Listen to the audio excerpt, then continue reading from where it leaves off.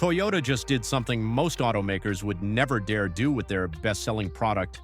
Not a niche model, not some slow-selling trim buried in a configurator that nobody cared about. The RAV4, America's best-selling non-truck vehicle, nearly 500,000 sold last year.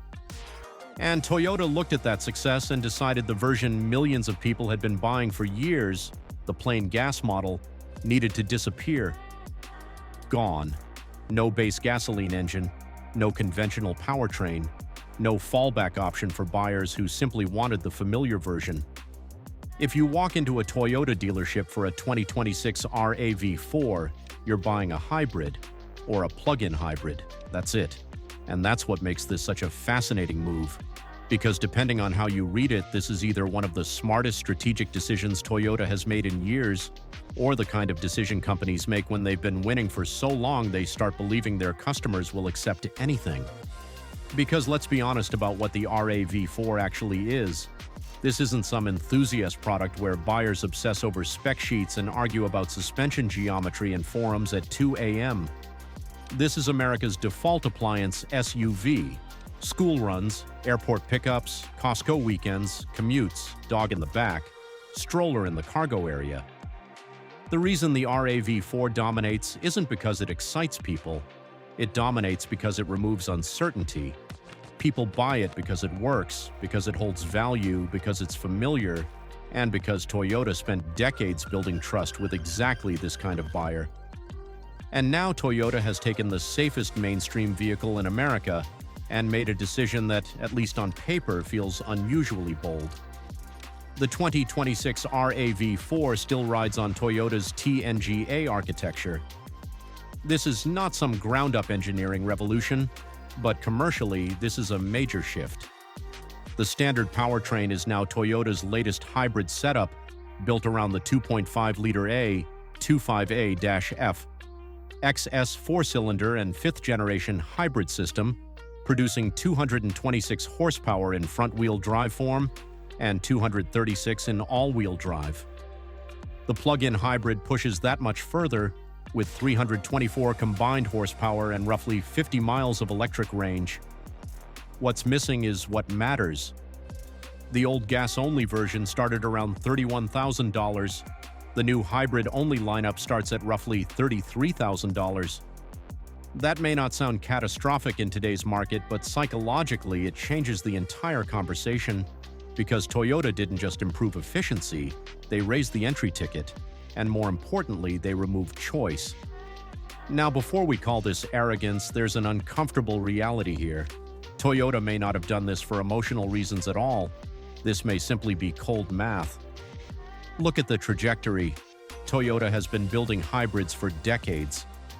The Prius launched when hybrid technology still felt experimental. The RAV4 hybrid itself has been around long enough that buyers stopped treating it like some weird alternative and started treating it like the better version. By 2025, more than half of all RAV4 buyers were already choosing electrified versions voluntarily. Toyota didn't invent new demand here. They saw where their own customers were already going, and then they made a calculation. If most buyers are already choosing hybrid, why keep engineering, building, certifying, stocking, transporting, and supporting a gas version at all?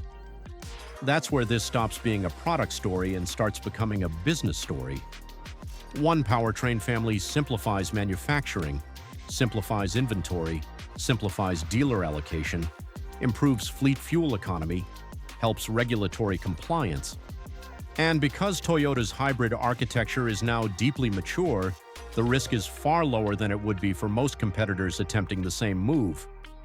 From Toyota's boardroom, this probably looks like obvious logic, but boardroom logic and buyer psychology are not always the same thing. Because the moment you tell American buyers they no longer have a choice, the conversation changes. And this is where Toyota's brilliant strategy starts to look a little more dangerous. Because while the business case makes perfect sense, car buying has never been purely rational. A lot of RAV4 buyers are not spreadsheet people. They're not comparing emissions targets or manufacturing efficiencies.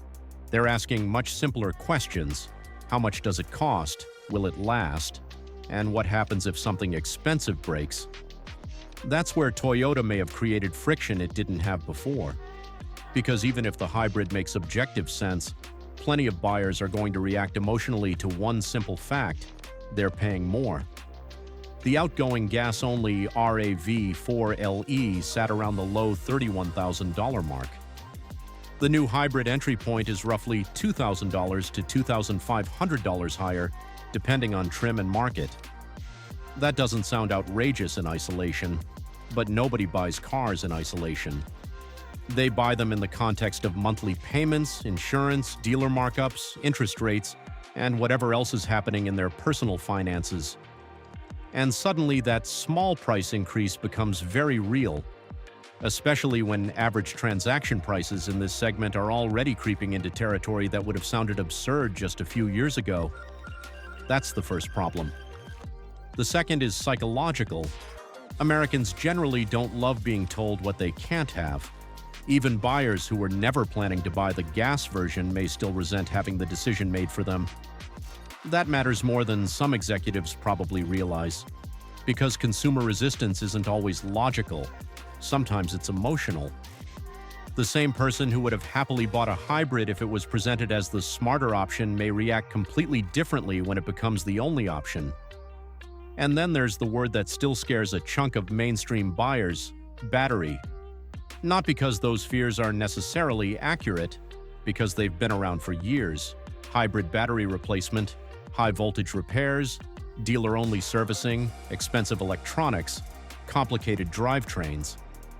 Those assumptions are deeply embedded in parts of the U.S. market, especially outside coastal urban buyers who embraced electrification much earlier. Now here's where Toyota has a very strong argument, because most of those fears are based on outdated assumptions.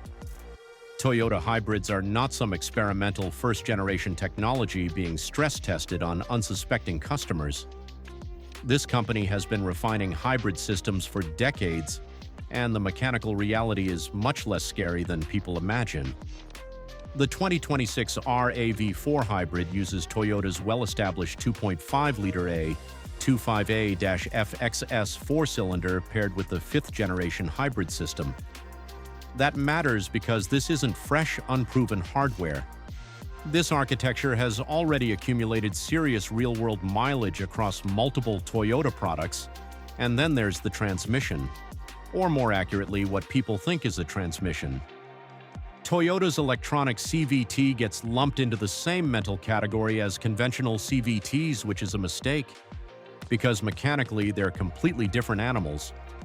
A traditional CVT relies on belts, pulleys, friction surfaces, and wear components that some buyers understandably distrust. Toyota's hybrid eCVT uses a planetary gear set and electric motor generators to manage power delivery. Fewer conventional wear points, less mechanical drama, different engineering philosophy entirely. That doesn't mean nothing ever fails. It means the common fear is often pointed at the wrong thing. The same goes for the battery conversation. Toyota's hybrid battery track record is arguably the strongest in the industry. There are ancient Priuses still running around on original battery packs. Hybrid RAV4s have built a strong reliability reputation. Battery warranties provide a meaningful safety net. And unlike full EV ownership anxiety, hybrid ownership doesn't depend on charging infrastructure, behavioral change, or learning an entirely different ownership model. You fuel it like a normal car. You drive it like a normal car. The hybrid system quietly does its thing. That's why Toyota's confidence here isn't reckless. They know the technology works. The bigger question is whether perception catches up fast enough.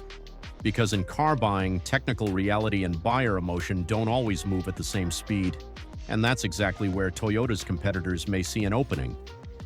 Because while Toyota removed the gas option entirely, not everyone else did. This is where Toyota's move gets genuinely interesting, because if you step back and ignore the emotion for a second, the competitive picture looks a lot different than you might expect. The obvious rival is the Honda CR-V, and on paper, Honda plays this much safer. You can still buy a gas CR-V. You can still choose a hybrid if you want one. That sounds like the more consumer-friendly strategy: more freedom, more flexibility, less controversy. But once pricing enters the conversation, the story shifts. A gas CR-V starts lower, yes. But if you compare hybrid to hybrid, which is the comparison Toyota clearly wants buyers making, the RAV4 suddenly looks much more aggressive. Honda's hybrid pricing climbs quickly. Toyota's hybrid entry point lands closer to where mainstream buyers actually expect this segment to live. And that's before we even get into Toyota's resale advantage, brand trust, and hybrid reputation. Then you look at Hyundai and Kia. The Tucson Hybrid and Sportage Hybrid are strong products, genuinely strong. Good efficiency, solid packaging, competitive pricing. Much better than Korean compact SUVs used to be. But Toyota understands something critical about mainstream buyers. When people are making expensive, anxiety-loaded purchase decisions, pretty good is not always enough to beat the safe choice. And for millions of buyers, Toyota is still the safe choice. That's why this may actually be less risky than it first appears. Toyota isn't forcing hybrid adoption from a position of weakness. They're doing it from the top of the segment. That's a very different kind of gamble. Because if a struggling automaker tried this, buyers might walk immediately. Toyota can get away with things other brands can't, at least to a point. And that brings us to the real risk. Not the battery, not the hybrid hardware, not reliability, price. That's the pressure point. Because Toyota's entire dominance in this segment has always rested on a very specific emotional equation. I'm paying more now because I trust this thing to cost me less later. That logic works beautifully until the upfront number gets too painful, and the market right now is already stretched. Interest rates are still ugly, insurance costs aren't helping, dealer pricing hasn't exactly become charitable, and affordability is now one of the most important forces shaping the entire US auto market. Which means Toyota's timing here is either brilliant or dangerously overconfident. Because if buyers accept the higher entry price in exchange for fuel savings, better resale, and Toyota reliability, this decision looks genius. Cleaner manufacturing, stronger fleet efficiency numbers, simpler product planning, higher hybrid penetration, and a mainstream buyer base that gradually stops questioning the shift. That's the ideal scenario. But there's another possibility. The buyer who walks into Toyota expecting a practical $31,000 gas SUV sees a higher monthly payment, hesitates, and ends up at Honda, or Nissan, or Chevrolet, or Hyundai. Not because the RAV4 became worse, because the deal stopped feeling automatic, and that matters, because once trust starts slipping in a segment this competitive, recovery gets expensive. Now, early signals suggest Toyota may be right. Inventory isn't exactly piling up, demand remains strong. Toyota already proved with the Camry and Sienna that hybrid only doesn't automatically scare away mainstream buyers, but the RAV4 is a much bigger test. This is not a niche sedan, not a family minivan with limited alternatives. This is the center of the compact SUV universe, and that makes this decision much more revealing. Because what Toyota is really testing here isn't just the RAV4, they're testing American buyer psychology, how much convenience beats tradition, how much fuel savings beats upfront cost, how much trust in Toyota outweighs resistance to change. And maybe the most important question, whether the average mainstream buyer still wants choice or simply wants the manufacturer to make the smartest decision for them. That's what makes this more than a product launch. It's a market experiment, and one with massive implications, because if Toyota wins here, other automakers will absolutely follow. Gas-only mainstream SUVs won't disappear overnight, but this kind of move becomes much easier to justify. If Toyota loses, this becomes a cautionary case study in pushing buyers faster than they wanted to move. So was this genius or a huge mistake? Honestly, both arguments have teeth. Toyota's technology is mature, the efficiency gains are real, the hybrid ownership fears are often overblown, and from a pure business perspective, the logic is extremely hard to argue against. But consumers don't buy vehicles based purely on logic. They buy based on comfort, habit, budget, trust and the feeling that they're still in control. Toyota just tested how much of that control buyers are willing to surrender. If they guessed right, the 2026 RAV4 will look like the moment mainstream America fully accepted hybrids. If they guessed wrong, Honda and everyone else just got handed thousands of buyers who never expected to leave Toyota. And that's why this isn't just another new RAV4 review, it's one of the most important mainstream automotive decisions we've seen in years.